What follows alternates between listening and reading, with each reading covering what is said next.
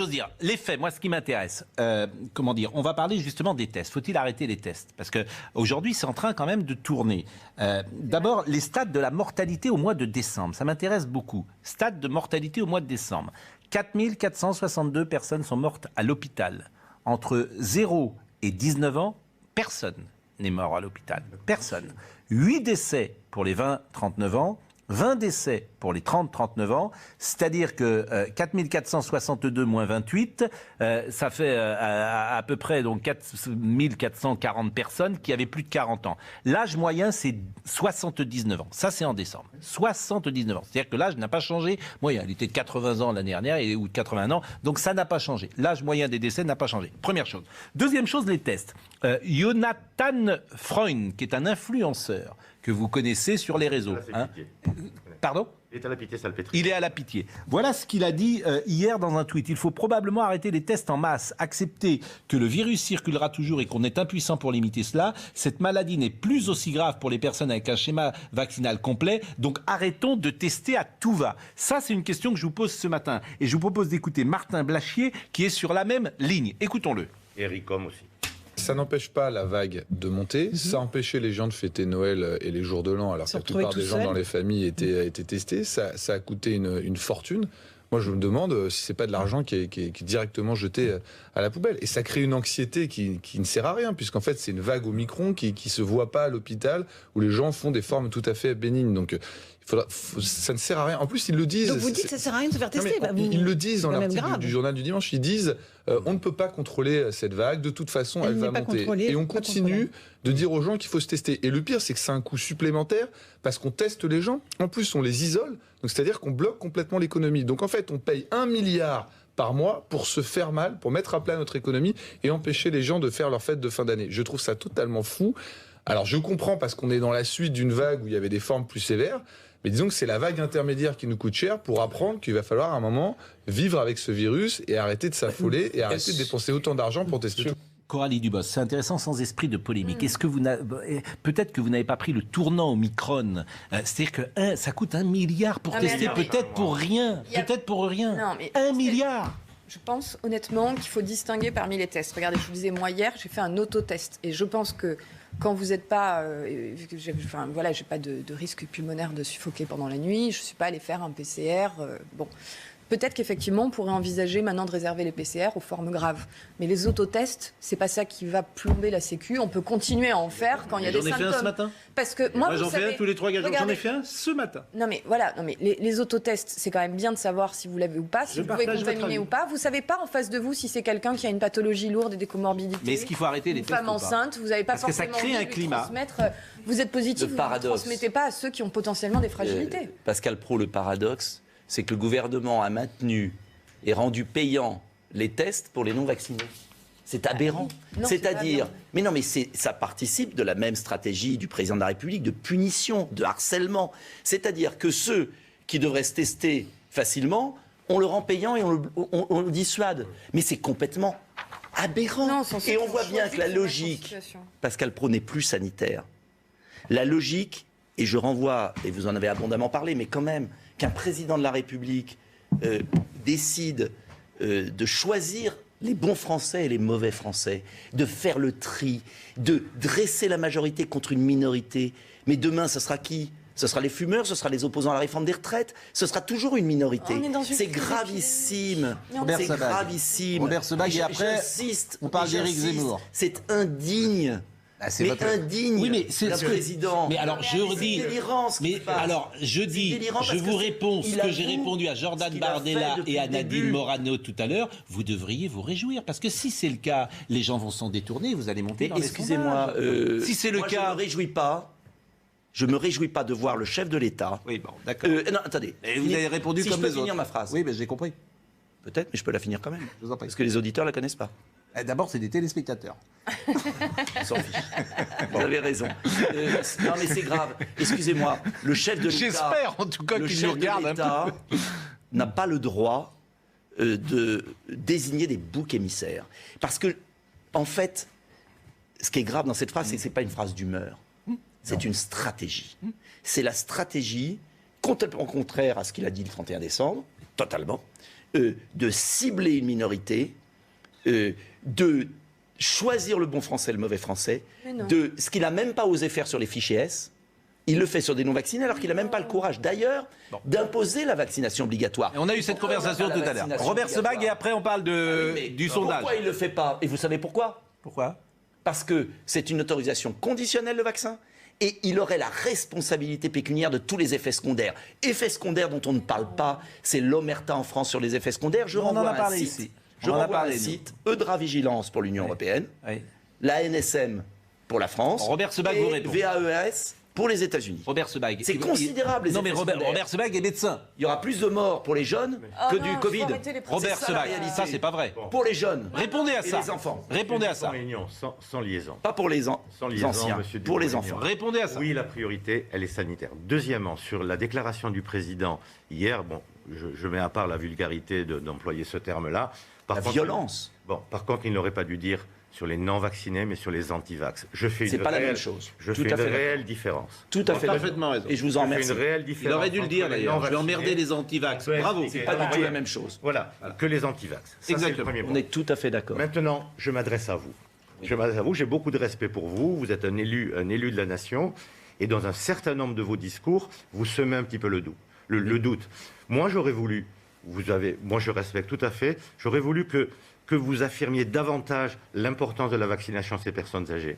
On est plein aujourd'hui. Quand vous dites que le problème n'est pas que sanitaire, il est sanitaire. Je vais vous dire pourquoi. Les déprogrammations. Alors on peut dire pourquoi il y a des... C'est quelque chose de dramatique que nous vivons. Je vais vous donner un exemple. Laissez terminer. Il est à la salpêtrière. Mais je vous réponds. Je vais vous donner plusieurs exemples. Vous avez une douleur thoracique. Vous avez une douleur thoracique, vous devez faire une coronarographie pour être sûr qu'il n'y ait pas un blocage au niveau de vos coronaires. Les salles d'opération sont pleines, on n'a pas d'anesthésiste, tout est pour Covid. Et donc, on va retarder. Entre-temps, vous pouvez faire un infarctus. Alors quand vous aurez mis 2 stents, attendez, les coloscopies. On retarde des coloscopies qui permettent d'avoir un diagnostic très précoce d'un cancer du côlon. On les retarde et donc vous pouvez avoir, et vous perdez en termes de pronostic, un effet bénéfique. Je peux vous dire sur les mammographies, qu'on retarde des mammographies, qu'en termes de biologie, dans mon domaine, on a 700 000 tests en moins contre le sida, alors qu'on sait qu'il y a 7 000 nouveaux cas de Donc sida. c'est parce qu'il y a des non-vaccinés dans vos services, et ça, faut le dire. Ça. Bon. Alors, non, mais ça c'est intéressant. Je peux répondre. Oui, mais très court parce que... Non, mais vous pouvez pas porter une accusation aussi grave. je vous accuse pas. Non, mais pas je vous moi. accuse pas. Je vais vous dire. Je pense que vous c'est avez du chantage une certaine émotionnel. empathie, C'est pas du chantage, une certaine ça. empathie Je vais vous dire une pour chose. passer un message. Mais quand est-ce vous que dites, je peux il faut convaincre. Bon, répondez très C'est vite. des gens comme laisse vous. répondre. Non, monsieur Oui. Dupont-Aignan. Non, mais- C'est des gens comme vous qui peuvent Allez, convaincre. répondez. C'est des gens comme vous. Répondez. Deux choses, si je peux vous répondre. Répondez, Nicolas Dupont-Aignan. Je le dis, vous voyez, avec beaucoup de...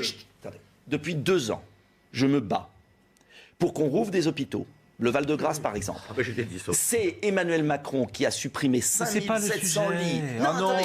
non, mais écoutez, franchement, là, 5700 bah, allez. lits. Non, je vous laisse pas là-dessus. Ah bah, je suis désolé. Mais ça n'a pas d'intérêt. Mais qui est Il veut- responsable Mais de non, ça n'a pas d'intérêt. l'engorgement? Allez. C'est la suppression des lits. Deuxième Mais on n'a point. pas envie d'être tous à Deuxième l'hôpital. point. Réinfo Covid a très bien montré Oui. qu'il y a 15% Il reste 5 des minutes. lits occupés par les malades du Covid, dont la moitié de vaccinés et la moitié de non vaccinés. Donc vous ne pouvez pas accuser les vaccinés. Il accuse et les pas. non-vaccinés Bon, allez. de bloquer Il reste 5 minutes. hospitaliers. Bien sûr que si. Depuis 4 Mais ans, si, les avant le non-vaccinés Covid, bloquent les réanimations. avant le Covid, c'est pas Mais vrai. si. Avant le Covid, le médecin le sait. monsieur Dupont. Avant le Covid, mais si je peux au moins finir. Et non, parce que ça vous répondez à côté. Avant le Covid, il y avait le même engorgement terrible. Mais non. Terrible. Et la Avant le suppression, Covid, on qui a réveillait supprimé les soignants non vaccinés? Mais vous faites de la politique et c'est pas bien. C'est pas de la politique. Mais Qui a si. supprimé les soignants non Mais est-ce que- vaccinés et a paralysé l'hôpital? Hier. C'est Olivier Véran. Non, monsieur Dupont-Aignan. Mais attendez, Mais vous avez un médecin qui est à la salpêtrière, enfin. Vous le savez très On a bien. manifesté avant le Covid. On est d'accord. On a manifesté. Et vous le savez que les soignants non vaccinés ont été enlevés de l'hôpital. Et maintenant, vous avez des soignants positifs qui viennent à l'hôpital. Je sais, on a C'est fermé 10 000. absurde. Mais Mais reconnaissez Robert, non, au moins. La seule chose. Hier, à la Salpêtrière, en salle de réanimation, 92% de personnes qui étaient en réanimation étaient des non-vaccinés. Les autres, il y avait quelques doubles vaccinés, très très peu. C'était des gens qui avaient des comorbidités et surtout Mais des monsieur, immunosupprimés. J'ai toujours Donc, ne demandé dites pas que les personnes 50%, fragiles, ne dites pas 50%. globalement, c'est 50% Non, non. sur la France. Mais Et il y a c'est 63% de Nicolas décès. Dupont-Aignan. 63% de Mais c'est Français faux. décédés du Covid qui sont vaccinés. 63%. Nicolas Dupont-Aignan. On referme, soyez gentils. Vous mettez les gens en danger en On ne remet pas les gens en danger, je demande qu'on les soigne. Et si on soignait avant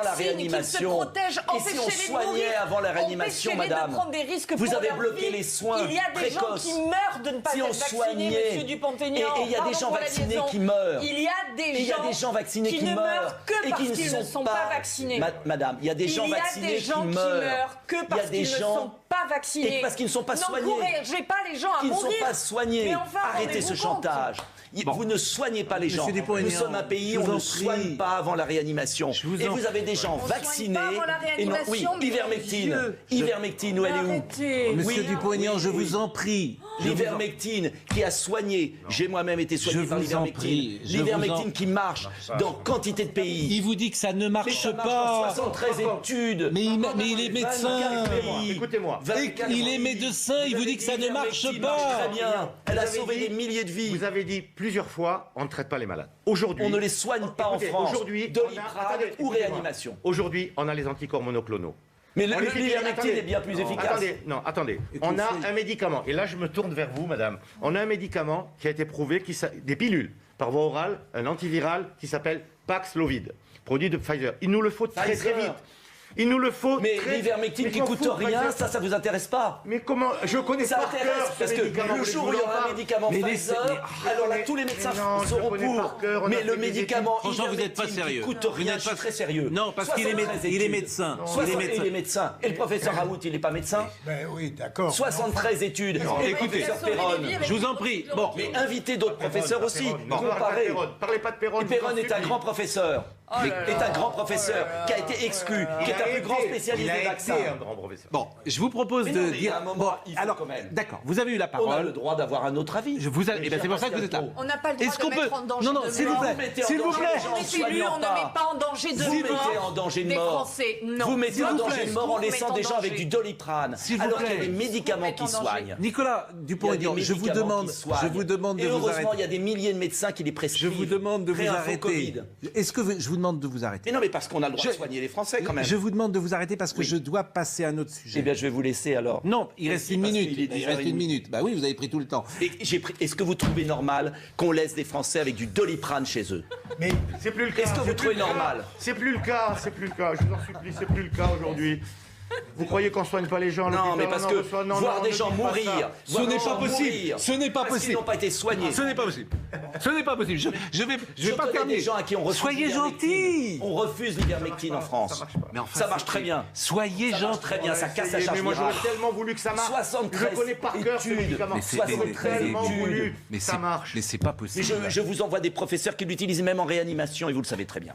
Oh là là. Et oui, ça gêne. Parce que si l'ivermectine marche, le vaccin est beaucoup moins utile.